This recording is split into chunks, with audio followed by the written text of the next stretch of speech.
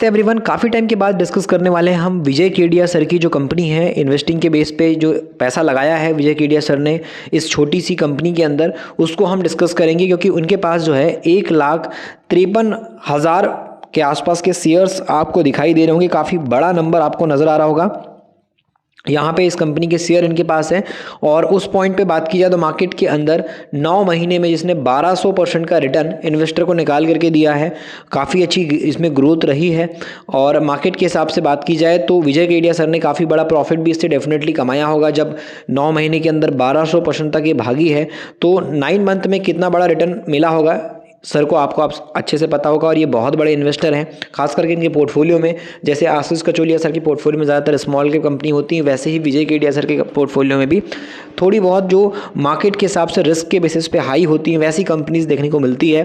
ये चीज़ मैं आपको पहले ही बोल दूँ कि बड़े इन्वेस्टर देख करके इनके द्वारा इन्वेस्टमेंट की गई कंपनी में कभी भी पैसा ना लगाएं। आपको समझदारी के साथ ध्यान देना है कि इनने पैसा लगाए हैं तो किस पर्पज़ पे लगाएं। हो सकता है कि विजय केडिया सर ने पैसा लगाया है तो बिजनेस देख करके पैसा लगाया होगा, या फिर मार्केट के हिसाब से कंपनी का जो बिजनेस फ्यूचरिस्टिक बेसिस पे जो ग्रोथ कर रहा है उसको देख करके पैसा लगाया होगा, या मार्केट के अंदर शॉर्ट टर्म प्लान होगा या फिर लॉन्ग टर्म प्लान होगा। वो आप ध्यान नहीं दे सकते। सिर्फ नाम कि विजय केडिया सर ने पैसा लगाया तो हम भी लगा लेंगे, वो बेवकूफ़ी आप ना करें। जैसे कि मैं आशीष कचोलिया सर के पोर्टफोलियो के जो स्टॉक रहते हैं उनको बताता हूँ तो मैं आपको वही बोलता हूँ कि आपको किसी भी बड़े नाम को देख करके पैसा नहीं लगाना है।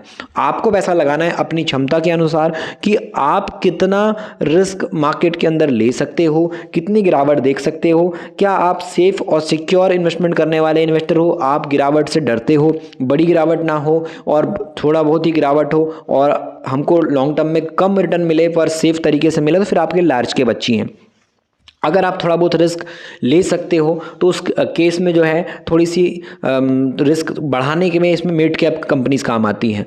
बाकी अगर आप ऐसे इन्वेस्टर हो कि चाहे आर या पार गिर भी जाए तो चलता है लेकिन पैसा लॉन्ग टर्म में बड़ा बनना चाहिए, तो उस पॉइंट पे बात की जाए गिरावट भी हो जाए हम फेस कर लेंगे, गिरावट को भी सहन कर लेंगे। अगर साल 2 साल स्टॉक गिर भी रहा है तो ऐसी कंडीशन में काम आते हैं स्मॉल कैप जो या आर या पार होते हैं। ये कंपनीज थोड़ी रिस्क रहती हैं, रिस्की भी रहती हैं, गिरावट भी जोरदार होती है बट पैसा भी भयंकर बनता है अगर चल गई तो। ज़रूरी नहीं कि स्मॉल कैप में 10 कंपनी आपने ली 10 की 10 चल जाएंगी, हो सकता है कि 5 चलें बट 5 इतना खतरनाक पैसा निकाल के दे देंगी कि ये 10 कंपनी में जो 5 कंपनी आपकी लॉस में नीचे गई थी उनका भी पैसा रिकवर आपका हो जाएगा और आप अच्छे खासे प्रॉफिट में आ जाओगे। तो ये स्मॉल कैप का फ़ायदा होता है, लेकिन आपके अंदर पेशेंस होना चाहिए। पेशेंस नहीं है तो फिर आप कितने भी बड़े इन्वेस्टर के स्टॉक उठा लो, आप लॉस में रहोगे। तो मार्केट के अंदर आपकी खुद की स्ट्रेटजी होनी चाहिए। लोगों को फॉलो करो अच्छी बात है बट आप खुद का भी दिमाग लगाओ कि मार्केट के हिसाब से मैं कितने टाइम तक होल्ड कर सकता हूँ, कितने टाइम तक मार्केट में मैं पैसा लगाया हूँ तो उसको रख सकता हूँ, या फिर गिरावट में अगर मैं ध्यान दे रहा हूँ किसी कंपनी में तो गिरावट के टाइम पे मेरे को कितनी गिरावट में इन्वेस्टमेंट करनी चाहिए और स्टॉक अगर नीचे गिर गया तो क्या मैं इसमें होल्ड कर पाऊंगा। वो चीज़ आपके दिमाग में पहले से तय होनी चाहिए। चलिए, आप ज़्यादा बकवास नहीं करते, कई लोगों को ये चीज़ टाइम फिजूली लगती है बट नए लोग के लिए हेल्पफुल बातें होती है, इसलिए खास करके इसके हम डिस्कस करते हैं। चलिए बात करते हैं विजय केडिया सर के पोर्टफोलियो का ये स्टॉक जिसने काफ़ी बड़ा पैसा दिया है इन्वेस्टर को। तो कंपनी के जो फंडामेंटल है, बिजनेस क्या है, उसको एक बार देख लेते हैं। कंपनी के फ्यूचर के हिसाब से बिजनेस की बात करें तो कंपनी के पास पार्टनर्स कौन से हैं और साइबर सिक्योरिटी फ्यूचर के हिसाब से कंपनी के पास किन के साथ मिलकर के काम चल रहा है उसको समझने वाले हैं। पार्टनर प्रोग्राम के चलते कंपनी में क्या क्या ग्रोथ की बातें सामने आ रही है और किस तरीके से मार्केट में कंपनी काम कर रही है, कौन सी कंपनियों के साथ मिल करके, तो वहाँ पे हम उस पॉइंट को ध्यान देंगे और समझेंगे कि कंपनी क्या पार्टनरशिप किन कंपनीज के साथ में है। तो अगर आप देखो तो वर्ल्ड के जो टॉप ब्रांड्स हैं उनके साथ मिलकर के कंपनी काम कर रही है, पार्ट है उनके साथ मिलकर के साइबर सिक्योरिटी फ्यूचर के बेस पे, जिसमें आपको एक नाम गूगल का नजर आएगा। गूगल के अलावा आप देखोगे तो यहाँ पे इनग्राम के नाम से भी कंपनी नजर आएगी। उसके बाद IBM है, फिर उसके बाद प्रोटिविटी आप देख पाओगे। उसके बाद एक और ब्रांड आपको टेक महिंद्रा और डेटा गार्ड, ये सब कंपनीज आपको नजर आएगी जिनके साथ मिलकर के ये कंपनी काम कर रही है। तो ओवरऑल बिजनेस पार्टनर्स की बात करें या फिर क्लाइंट की बात करें तो उस पॉइंट पे ये कंपनी अपने बिजनेस में काफ़ी स्ट्रॉन्ग पार्टनरशिप रखती नजर आ रही है। अंदर हम जिस कंपनी को डिस्कस कर रहे हैं इसका नाम है TAC इन्फोसेक लिमिटेड। शुरुआत 2016 के टाइम पे हुई। Company global cyber security company है जो कि मैंने ऑलरेडी आपको पार्टनरशिप गूगल जैसी कंपनियों के साथ दिखा दी, आपको बताया।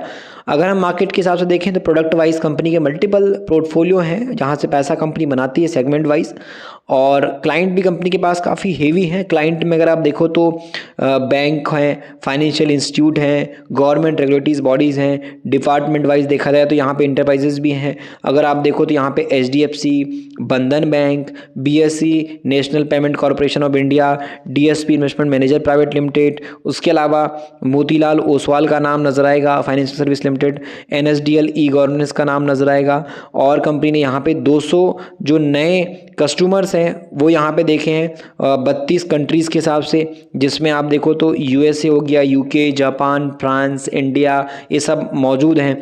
और न्यू क्लाइंट में बात की जाए तो माइक्रोसॉफ्ट हो गया, जेन डिजिटल हो गया, ब्रदर इंडस्ट्रीज़ हो गई, और फ्रेश वर्क्स हो गया, लेनोवो हो गया, ये सब कंपनी के यहाँ पे नए क्लाइंट के तौर पे हैं। 1466 करोड़ कंपनी का मार्केट कैप है और करंट प्राइस अभी 1399 का है। ऑल टाइम हाई इसका 1400 का था, तो अपने ऑल टाइम हाई प्राइस के आसपास कंपनी अभी दौड़ती नज़र आ रही है।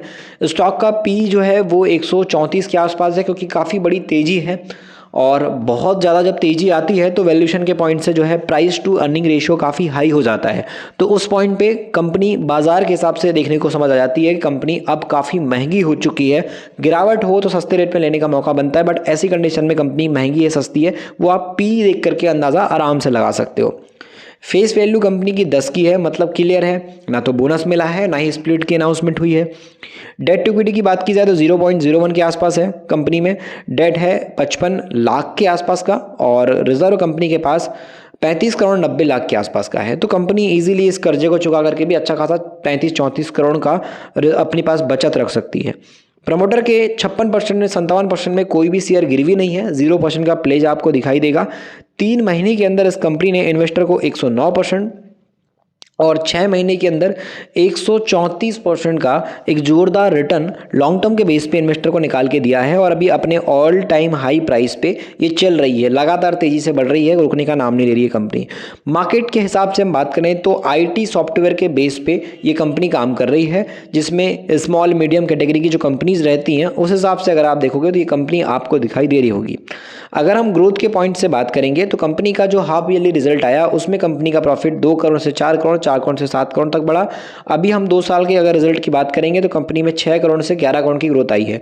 ये इसका जो IPO है, ये कंपनी का IPO ये 2024 में ही आया था, अप्रैल के महीने में आया था।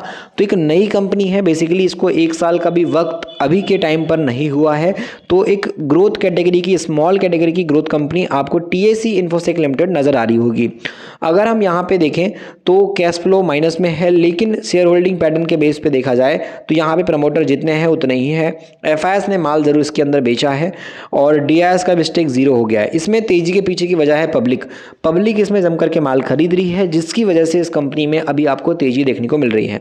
तो मार्केट के हिसाब से अगर हम देखेंगे तो यहाँ पर आपको नाम कुछ नजर आएगा विजय किशन लाल केडिया का, जिनका इन्वेस्टमेंट आप देख सकते हो 10 से 11% का है। तो एक बड़ा इन्वेस्टमेंट विजय केडिया सर का इस कंपनी के अंदर है, जिसकी वजह से मार्केट में इस कंपनी में चर्चा भी मीडिया में छाई हुई है। तो ये हमने इसको एजुकेशन के हिसाब से डिस्कस किया था, कोई भी आपको खरीदने की, बाय करने की सलाह नहीं दी थी।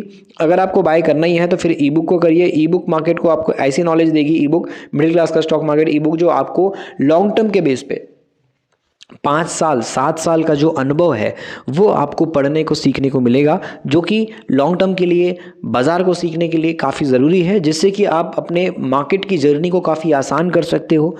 मार्केट को सीख करके अगर आप स्टार्ट करोगे या फिर आप ऑलरेडी स्टार्ट करे हो, मार्केट के बारे में उतनी नॉलेज नहीं है और नॉलेज लेने के बाद अगर आप कुछ कदम आगे बढ़ाते हो तो डेफिनेटली आप काफ़ी सेफ तरीके से आगे बढ़ोगे। बाकी कंपटीशन में ऐसे पीछे हो जाएंगे अगर आप किसी भी चीज़ को सीख करके शुरू करते हो तो।